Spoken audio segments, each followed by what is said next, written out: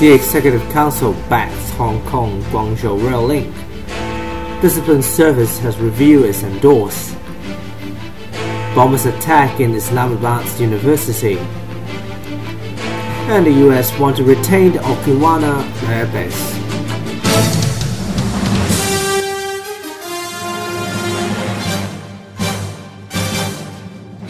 The DHK Evening News with Ivan Leung.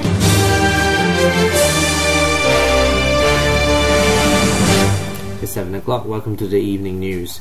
The Executive Council has approved the construction of the controversial Hong Kong-Guangzhou high-speed rail link. The government says the new line is a crucial part of fostering closer economic ties with mainland. But some critics argue the project estimate cost over $65 billion is simply too much. There's also a strong opposition from villagers in Leung who face losing their homes to make way for the line. Secretary Transport Ever Zhang says the government will set aside a total of 80 million Hong Kong dollars to compensate them. Official says a ticket to Guangzhou costs $180.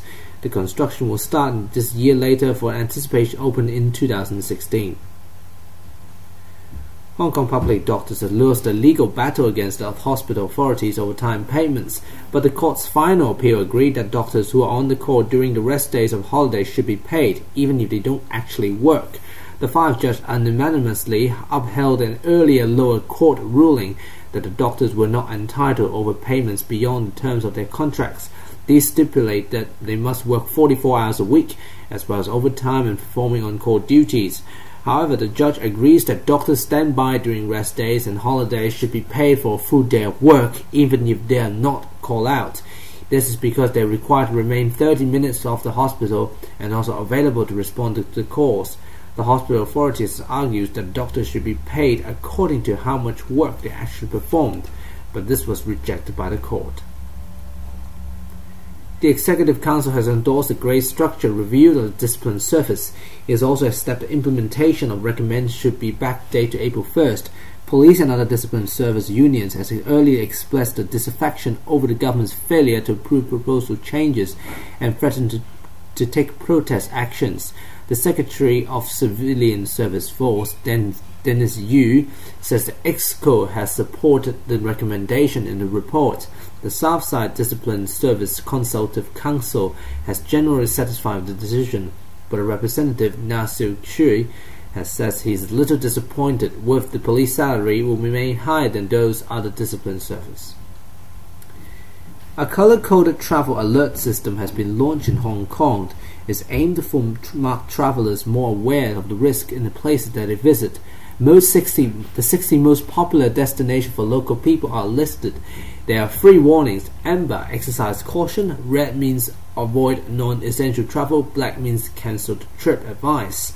4 countries are currently on amber alert, including Indonesia, Pakistan, Thailand and Turkey. The Executive Director of Travel Industry Council, Joseph Tung, says the system will be great assistance to the travelers. Some international news. President Hamid Karzai agreed to face the second round voting in Afghanistan dispute election on Tuesday after UN's led to fraud inquiry tossed out enough of the voters to trigger runoff. Karzai's decision immediately eased off tensions with the West and removed one stumbling block for the US President Barack Obama as he wasted whether he should send more troops to Afghanistan to fight the resurgent Taliban. Obama called Karzai as to congratulated him for accepting for runoff, and the British Prime Minister Gordon Brown and the UN Secretary General Ban Ki-moon also welcomed the decision. President Barack Obama has phoned Abdullah, a former foreign minister who Karzai faced on November 7th to run off, to thank him for constructive efforts, the White House says. On the other side, Iran's military accused the US and Israel of terrorism of his funeral on Tuesday. High-ranking commanders killed in the deadliest attack of the Islamist Republic since the 1980s. Strong uniformed mourners carried a flag dapped on the coffins of Deputy Head of Revolutionary Guards Ground Force General Nosser Shokati and the other officers, which is blown up by the suicide bomber in the violated southeastern Iran on Sunday. In another sign growing instability in the region near Pakistan, Iran's Mir news agency says the gunshot has been shot dead 2 police officers late on Monday in the city of same province, Sistan Balochistan, where the previous day the attack took place. It was not immediately clear whether the attacks were linked. Suicide bombers have attacked on an Islamic university popular with foreigners in Pakistan capital Islamabad, killing 4 students. The attack came on apparent retaliation of the escalating army offensive on the Taliban and Al-Qaeda stronghold near the Afghanistan border. The suicide bombers have hit a faculty building and a women's cafeteria and an international Islamic university, where near half of the students are women and hundreds of foreigners. The blast killed 2 males and 2 female students and wounded at least 18 others. 2 attackers were also killed, as officials said. Pirates from Samoa who hijacked a Chinese bulk carrier in the Indian Ocean have threatened to execute 25 crew members if any rescue operation is attempted. They said, "We told China not to endanger the lives of their people in any rescue operation. If they try, then we'll execute the whole crew. We tell them to change their minds regardless of any rescue, otherwise they'll regret it. We know what planning to do." Earlier, the mainland says it was making all-out effort to rescue the crew. A foreign ministry spokesman in Beijing says China has activated what's called a contingency mechanism in the wake of the hijacking. It's the first success attack on Chinese vessels since mainland deployed 3 naval warships in the region last year. The U.S. Supreme Court has said it hears appeal for Chinese Muslim prisoners who held in Guantanamo Bay who argued that they should be released by the United States. The court agreed to decide whether federal judges in Washington has the power to order the government to release the Guantanamo Bay prisoners into U.S., whereas no other countries would take them. Italian police arrested a priest serving the Tuscan church on charges involving the 1994 Rawanda Genocide, Asan news agency says on Tuesday.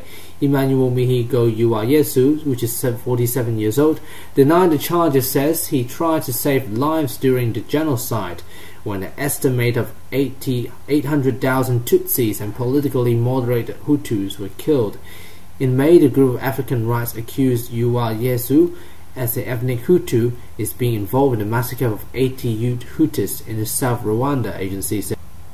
Uwayesu, who has worked in Italy for more than 12 years and served as a deputy priest in the church in Tuscan town of Empoy, was arrested on a warrant issued by Rwandan authorities. His custody awaits extradition, police says. The West African region bloc suspended Niger on Tuesday in protest against what is flawed parliamentary elections being held there.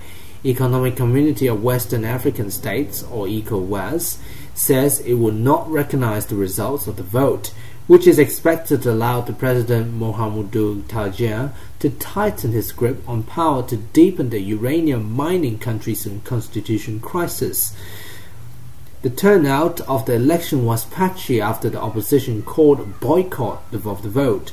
Tadjia's second term in office was due to expire this year, but defied the domestic international pressure and extended his mandate for 3 years and increased the presidential power in expense of the parliaments. And that's it for now. Coming up is the world news at 8 o'clock with Matt Waldron. Thanks for listening. Good night.